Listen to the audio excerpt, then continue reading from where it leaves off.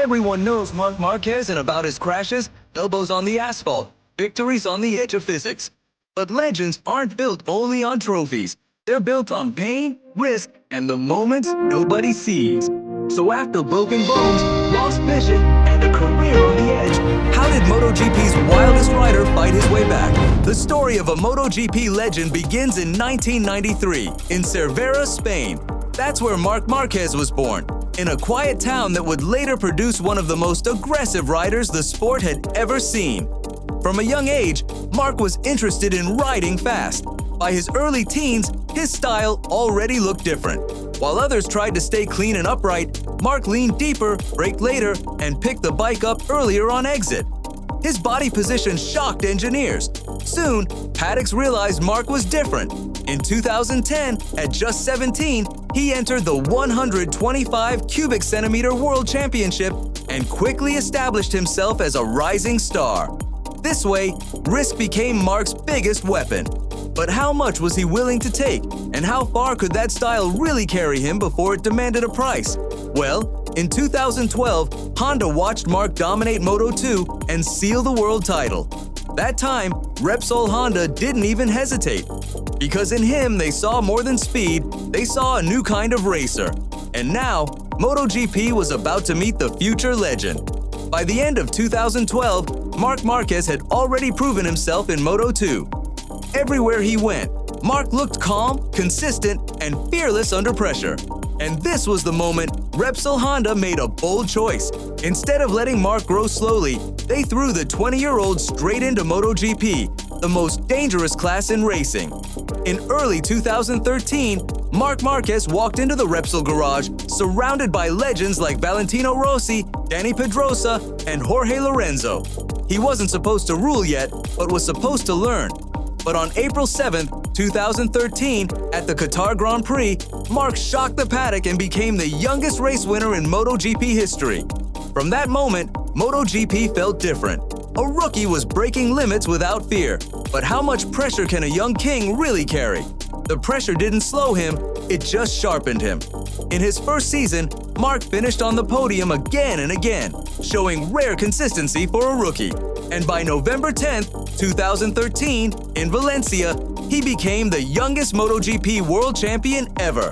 Then came 2014, one of the most dominant seasons MotoGP had ever seen, where Marc controlled the championship from start to finish. At this point, rivals stopped chasing victories and started chasing survival. Because by 2019, Marc owned 6 world titles in 7 seasons. MotoGP had its king, but every king eventually meets a storm. And this storm was about to take everything. It was July 19, 2020, at the Spanish Grand Prix at Jerez. Marc Marquez was fighting his way back after an early mistake. He was trying to push harder, and then at turn 3, the rear tire lost grip. The Honda snapped sideways, and Marc was thrown into the air. The crash was violent and instant, forcing his right arm to take the full impact. However, that same night, surgeons in Madrid rebuilt his arm with a metal plate. But the damage wasn't finished yet. 2 days later, the plate failed. And when Marc tried to return 1 week later, pain stopped him after 1 lap. So in the end, doctors ordered him out of racing. After that, more surgeries followed. His days were filled with infection and failed healing. Still, in 2021, he traveled to the Mayo Clinic in the USA for a major operation where doctors rebroke and rotated his arm to fix its position. But was it even enough? Was his body ready for a comeback? And if he returned, would he still look like Marc Marquez? But before we talk about his comeback, take a second to like and subscribe to the channel, because his return is about rewriting who you are after everything breaks. Now, back to the story.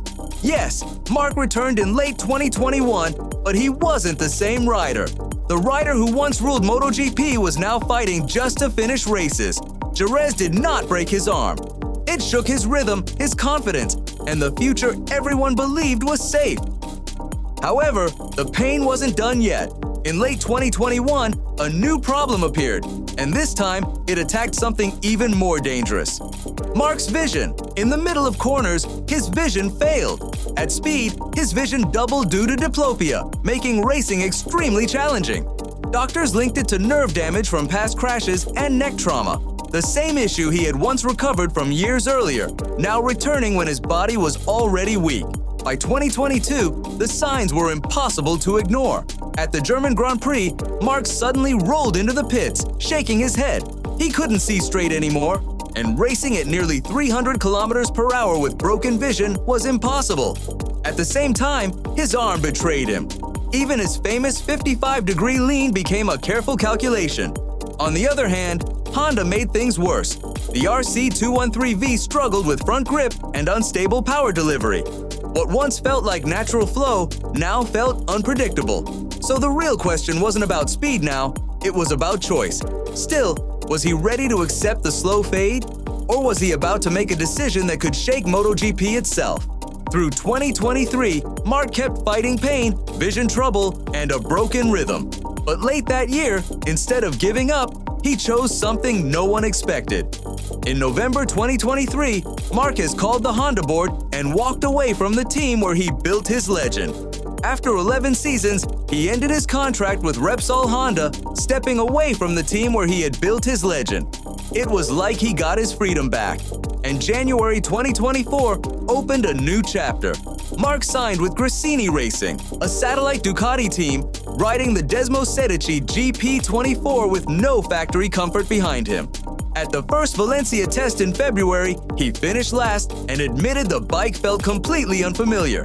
But when racing began, the change started to show. Little by little, Marc started finding himself once again. Leaving everything behind didn't save Marc. It erased the old version of him and forced something new to rise. But was this new Marc about to break under the risk or take his career in a completely different direction? Those doubts faded away in September 2024 at Aragon when, after more than 1,000 days without a win, Marc returned to the podium, slicing past rivals, like in the old days.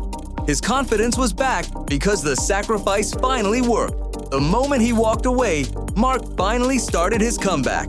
By 2025, Marc Marquez was no longer just surviving.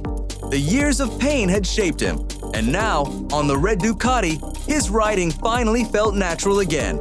During February 2025 testing at Sepang, Marquez showed his new level. His pace immediately stood out and caught the attention of everyone, and suddenly the paddock began to take him seriously again. When the season opened in Qatar, Marquez returned to podium contention and immediately showed strong form at the front of the field. Just like this, he began consistently finishing at the front of the field. But there was something even more important, and it was his body, because the right arm no longer shook under braking. His vision stayed clear through fast corners. The famous elbow-down style returned, with lean angles close to 55 degrees. But was the comeback already complete, or was there still something more waiting? Because Marc was never built just to return. He was built to push forward into something bigger. That bigger moment arrived in Japan. At Motegi, Marquez fought at the front again, battling Bagnaia and proving he truly belonged back among MotoGP's elite. So, in 2025 alone, Marc started collecting podiums and fighting again at the front of MotoGP. Ducati and Marc's once broken body finally began working together. From the crash at Jerez to the red glory of Ducati, the kid from Cervera defeated pain, doubt, and physics to rise again as MotoGP's ultimate survivor. So, what do you think? How many wins does Marc still have left in him? And heading into 2026, can anyone really stop this version of Marquez? Tell us in the comments.